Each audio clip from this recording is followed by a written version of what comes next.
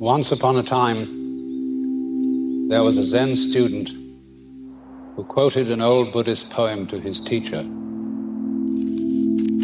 which says, "The voices of torrents are from one great tongue. The lines of the hills are the pure body of Buddha." "Isn't that right?" he said to the teacher.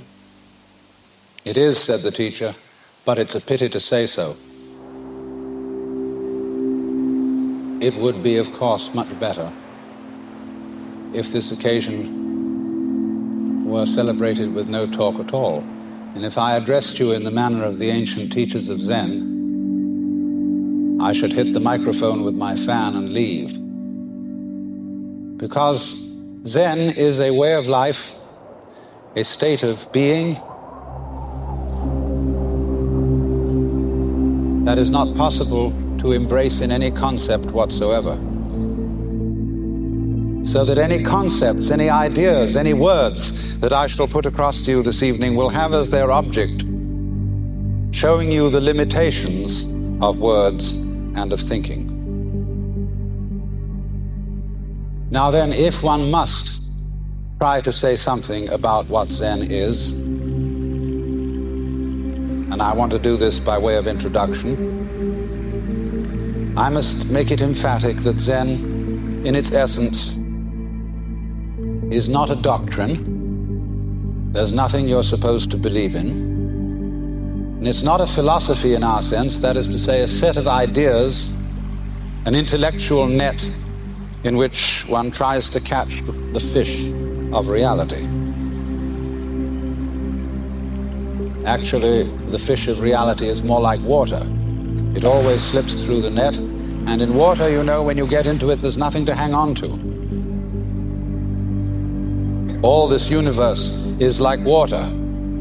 It is fluid, it is transient, it is changing. And when you're thrown into the water after being accustomed to living on the dry land, you're not used to the idea of swimming, you try to stand on the water, you try to catch hold of it, and as a result you drown. The only way to survive in the water, and this refers particularly to the waters of modern philosophical confusion, where God is dead, metaphysical propositions are meaningless, and there's really nothing to hang on to, because we're all just falling apart. And the only thing to do under those circumstances is to learn how to swim. And to swim, you relax. You let go, you give yourself to the water, and you have to know how to breathe in the right way. And then you find that the water holds you up. Indeed, in a certain way, you become the water.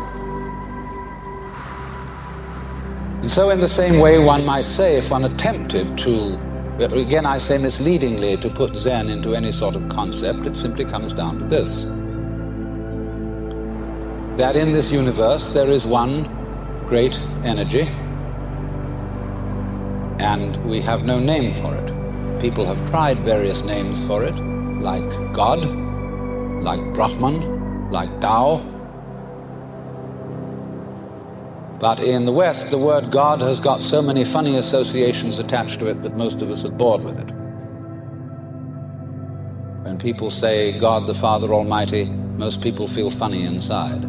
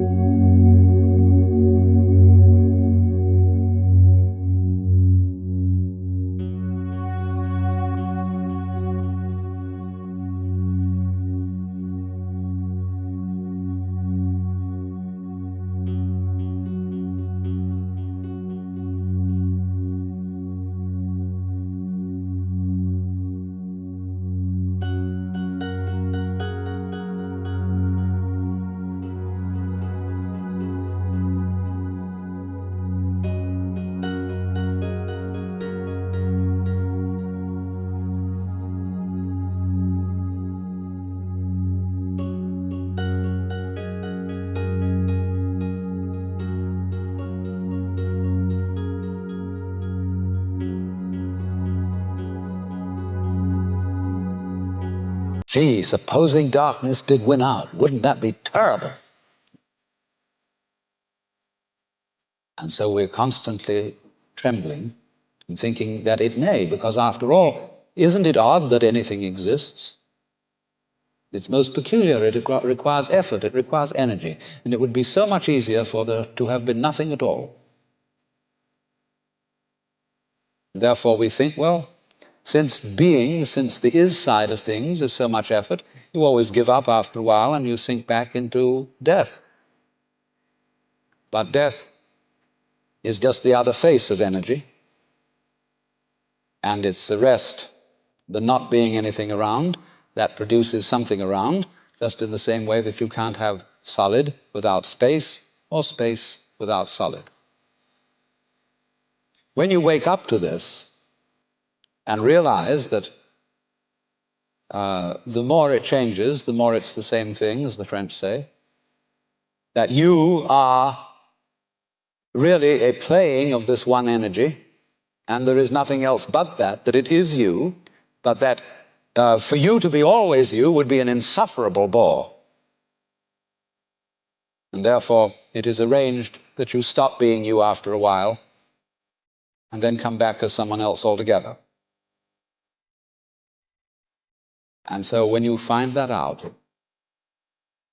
you become full of energy and delight. As Blake said, energy is eternal delight. And you suddenly see through the whole sham of things. You realize you're that. We won't put a name on it. You're that. And you can't be anything else. So you are relieved of fundamental terror.